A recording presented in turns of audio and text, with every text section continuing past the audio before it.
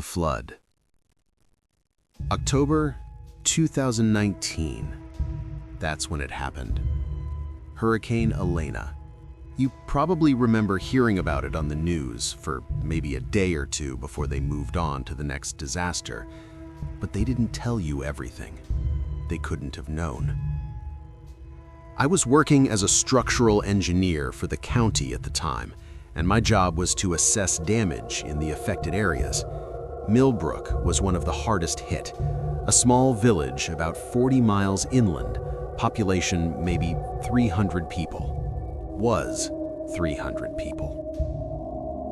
The flood came at night, 23 feet of water in less than 2 hours. The evacuation order came too late for most of them. I paused, swallowed hard. I arrived 3 days after the water receded. They sent me in alone because they were understaffed and overwhelmed. Dozens of towns needed assessment. I was supposed to document structural integrity, mark buildings for demolition, that sort of thing. In and out in 6 hours, they said. The smell hit me first. Even before I crossed the county line, with my windows up and the AC recirculating, I could smell it. Death and rot and something else, something chemical and wrong. You know that smell when you open a refrigerator that's been unplugged for weeks? Imagine that mixed with sewage and decay, and you're maybe halfway there. Millbrook looked like a war zone. Or, no, that's not right. War zones have a kind of violence to them and energy. This was just nothing. Silence. Every building was coated in this gray-brown sludge that had dried and cracked in the sun. Cars were flipped on their roofs or wrapped around telephone poles. A school bus was wedged vertically between two houses, like some giant had just shoved it there.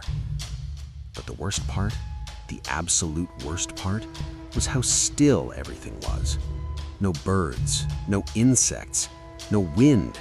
Just this heavy, dead silence that pressed against your ears until you wanted to scream just to hear something. I parked my truck on the main road, what was left of it, and started walking. My boots crunched on broken glass and debris. Every step echoed wrong, like the sound was being swallowed up by something. The first few buildings were, as you'd expect, devastated. Walls collapsed, roofs caved in, personal belongings scattered everywhere. I'd see photos half buried in mud, birthday parties, weddings, graduations, lives just destroyed. I tried not to look at them too much, tried to stay professional. It was around 2 p.m. when I noticed I hadn't seen any bodies. I mean, I was grateful, don't get me wrong, I wasn't looking forward to that part of the job. But according to the reports, at least 60 people had died in Millbrook, 60 confirmed deaths. Where were they? The recovery teams had supposedly only retrieved about 20 bodies so far. I tried not to think about it. Did my job, took my photos, made my notes. That's when I heard the singing. Just faint at first. A woman's voice, high and clear, coming from somewhere deeper in the village. I stopped dead in my tracks, listening.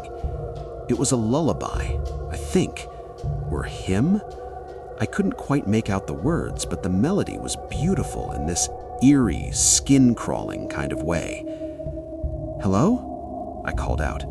My voice sounded flat and small. "Is someone there? Do you need help?" The singing stopped. The silence that followed was somehow worse than before. I could hear my own heartbeat pounding in my ears. I waited for maybe 2 minutes, but there was nothing. No response. No movement. I convinced myself I had imagined it. Heat exhaustion, maybe. Stress. I'd been working 16-hour days for a week straight. I kept walking. The sun was starting to dip lower when I reached the church. St. Catherine's, a small white building with a steeple that had somehow survived mostly intact while everything around it had been destroyed. The front doors were hanging open, swaying slightly even though there was no wind. I should have turned around. Every instinct I had was screaming at me to get back in my truck and leave. But I was already behind schedule, and I needed to clear at least 2 more buildings before I could call it a day. I climbed the steps. They were slick with that gray sludge, and I had to be careful not to slip. The doors creaked as I pushed through them, and the smell inside was unbelievable. Rot and mildew and something sickly sweet. The interior was dim, light filtering through stained glass windows that were somehow still intact. Pews were overturned and scattered. The altar was covered in debris. And there, in the middle of the center aisle, was a perfect circle of water. Not mud, not sludge, clear water, maybe 2 inches deep, forming a perfect circle about 6 feet in diameter. And it was perfectly still, like glass, not a ripple, nothing. I stared at it for a long time. Everything else in that church was destroyed, covered in filth, but this water was crystal clear. That's when I heard the children laughing, high-pitched giggles echoing from somewhere above me. I looked up at the choir loft, and my stomach dropped. There were people up there, shapes, silhouettes against the stained glass light, small shapes, children. "Hey!" I shouted, my voice cracking. "What are you kids doing up there? This building isn't safe." The laughter stopped abruptly. The shapes didn't move. I started toward the stairs to the loft, but something made me stop. One of the shapes had moved to the railing, and as my eyes adjusted to the dim light, I could see it more clearly. It was a little girl, maybe 7 or 8 years old. She was wearing a yellow dress that looked soaked through, water dripping from her hair, from her clothes, forming a puddle at her feet. But that wasn't what made me freeze. It was her face, or rather where her face should have been, because she didn't have eyes, just these dark, hollow sockets that seemed to pull at the light around them. And her mouth was open too wide, stretched in this grin that no human mouth should be able to make. "We've been waiting," she said, but her mouth didn't move. The voice came from everywhere and nowhere, echoing through the church. "We've been waiting in the water, and now we're so cold. Won't you help us get warm?" I ran.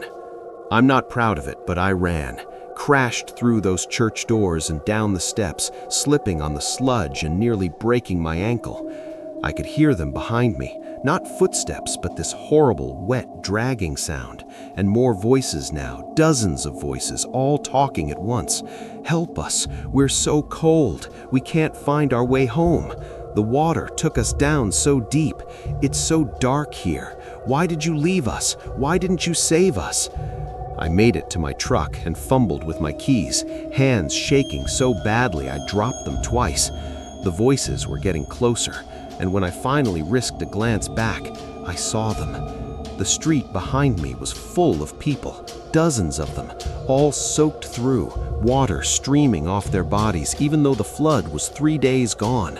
Men, women, children, all with those same empty eye sockets and 2 wide mouths. They were walking toward me slowly, deliberately, leaving wet footprints that glowed faintly in the fading light. I got the truck started and floored it, didn't look back, didn't stop until I was 20 miles away. When I got back to the office, I told my supervisor the area was too unstable for proper assessment, recommended a full hazmat team and structural experts, made up some bullshit about toxic chemical contamination and unstable foundations. They sent a team in the next day, found 43 more bodies, all of them in the church, in that choir loft. The official report said they'd taken shelter there when the flood came, that they'd drowned when the water rose too fast, that they'd probably been there the whole time and I'd just somehow missed them in the dim light. But that's not what happened. Those bodies weren't there when I was in that church. I'm certain of it. And here's the thing that really fucks with me, the thing I can't stop thinking about. Every single one of those bodies, all 43 of them, they were bone dry. In a church that had been underwater for hours, in a village covered in mud and sludge, every single body was completely dry. except for their eyes. Their eye sockets were full of water, clear, still water that didn't evaporate even when they moved the bodies. I quit my job 2 weeks later, started seeing a therapist, got prescribed medication for anxiety and PTSD. The nightmares eventually got better, but they never really stopped. And sometimes, late at night when I can't sleep, I'll hear it again. That singing, that children's laughter, and I'll feel this terrible coldness, like someone's watching me with eyes full of dark water. They say the flood receded, that the water went back to wherever water goes, but I don't think that's true. I think it's still there, still waiting, and I think it's full of people who are so cold. So yeah, that's my story. That's what happened in Millbrook. You can believe me or not. I honestly don't care anymore. I just needed to tell someone, needed to get it out. Because every time it rains now, really rains, I think about those voices, about that little girl, about all those people who drowned and never really left. And I wonder if the water is rising again somewhere, if it's bringing them with it, if maybe next time they'll come for me.